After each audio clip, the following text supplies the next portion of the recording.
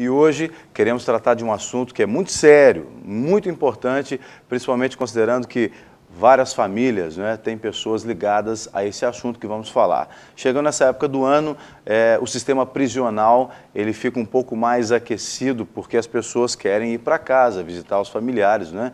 E há uma nomenclatura que é muito usada, mas na verdade eu aprendi ontem que ela não se aplica ao assunto que vamos falar, que é o indulto de Natal, que na verdade não é um indulto de Natal, é uma saída temporária.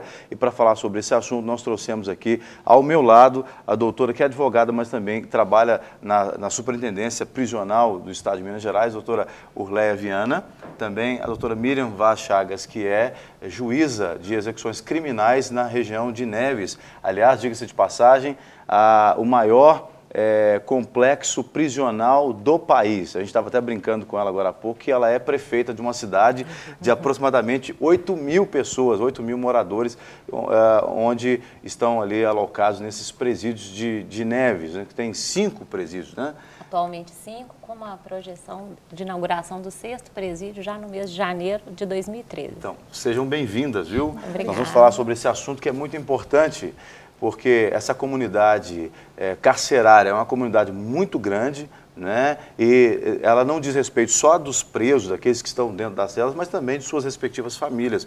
Então, se você pensa no caso da doutora Miriam, que cuida ali de uma região com 8.000 presos, nós estamos falando então de 8.000 presos, você calcula uma média de 3 pessoas por família de preso, então estamos falando de aproximadamente 25.000 pessoas que estão direto ou indiretamente ligadas às decisões da doutora Miriam enquanto juíza.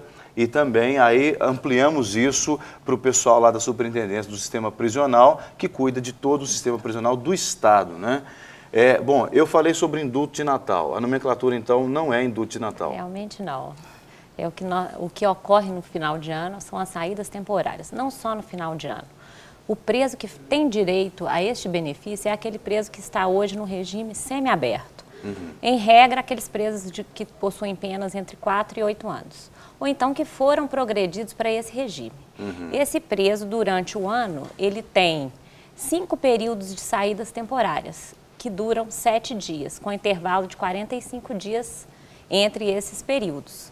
Então, normalmente, o preso ele busca obter este benefício nas épocas de festas, de fim de ano. Aniversário de alguém da família. Dia das mães, dia dos pais. Mas, claro, que no Natal e no Réveillon, os presos, normalmente os presídios, né, doutora? Eles estabelecem este calendário e esse calendário, ele coincide com as festas natalinas. Mas não são todos os presos que terão esse direito.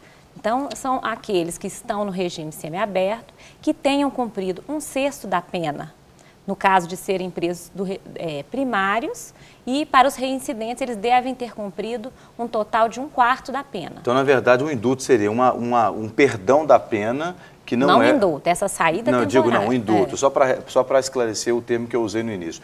O indulto seria o perdão da pena para preso, por exemplo, que já está em fase terminal de alguma enfermidade. Ou que tenham cumprido determinados requisitos previstos num decreto presidencial. Tá. Então, o indulto seria outra coisa. Então, nós vamos falar sobre a saída temporária, que os presos, nessa condição que ela disse, que estão no regime de semiaberto, cumprindo, então, no caso, 1/6 da pena, eles têm... No caso de primário, em quarto. 7 vezes 5 são 35 dias no ano. Anuais, isso. Então, eles podem dividir os 35 dias por ano em 5 saídas de 7 dias. Deixa eu te fazer uma pergunta para a doutora Urleia, porque assim, a gente está olhando esse monte de números, isso tudo parece tão lindo, mas a organização disso não é fácil, né, doutora? Não, ela é bem complexa. Eu queria que você falasse um pouco sobre como gerir isso tudo, como se coordena o preso que sai, se há um monitoramento, como que acontece na prática, assim, em palavras que todos nós, assim, ignorantes até no assunto, conseguimos entender. Aliás, emendando a pergunta do Maurício, doutor Urleia, hoje a comunidade carcerária no estado de Minas Gerais,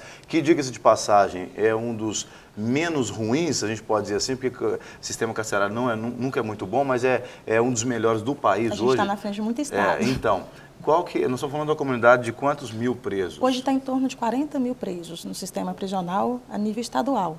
E você teria de cabeça, talvez não, mas se você tiver, vai ser muito boa essa informação, qual o percentual de presos que tem esse regime para fazer esse controle, como o Maurício disse? Porque é o seguinte, tem os presos semiabertos que não foram beneficiados com saída temporária ainda, que só a condenação foi no semiaberto, ou ganhou a progressão, e tem os presos que têm o semiaberto e o benefício de saída temporária.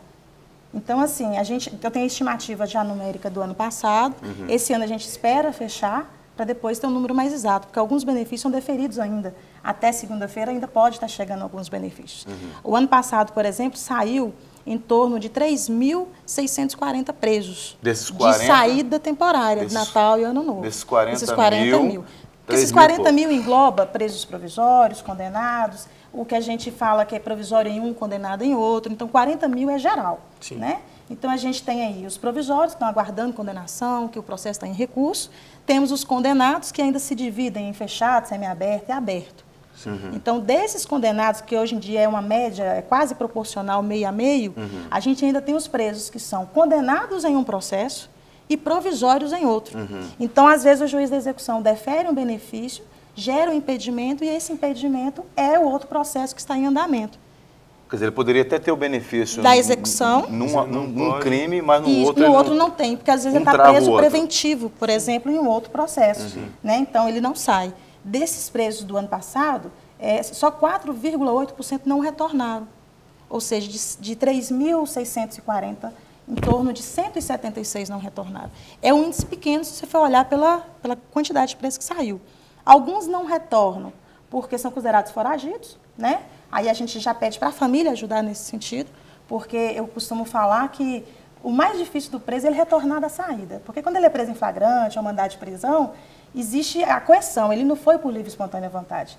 Mas quando acontece a saída temporária, ele despede do familiar e se apresenta espontaneamente à unidade. E essa hora a família é importante para conscientizar o preso a ele retornar na data certa.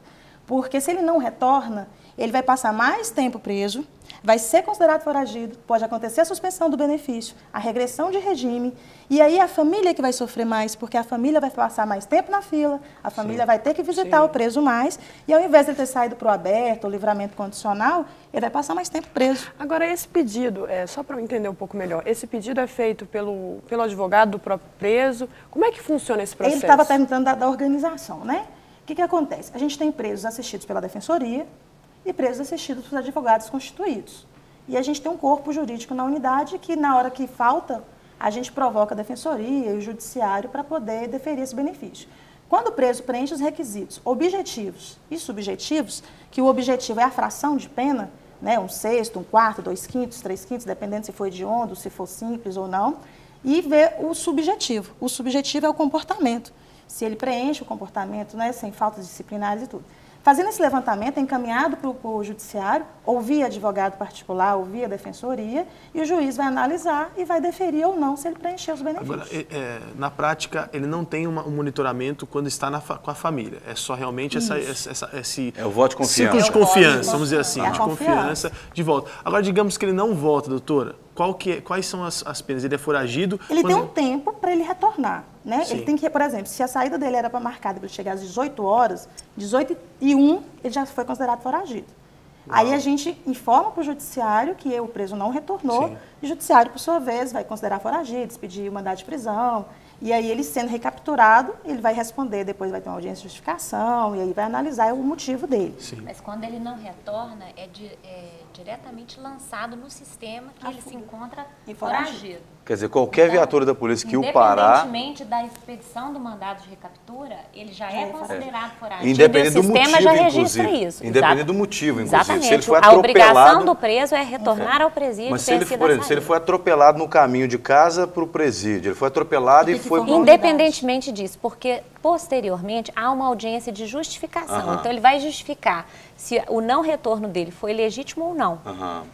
Nós falamos aqui sobre voto de confiança, né? A Rede Super é um canal evangélico, nós somos da Igreja Batista da Lagoinha, que faz um trabalho até interessante com presídios, nós temos um ministério que cuida de presídios também.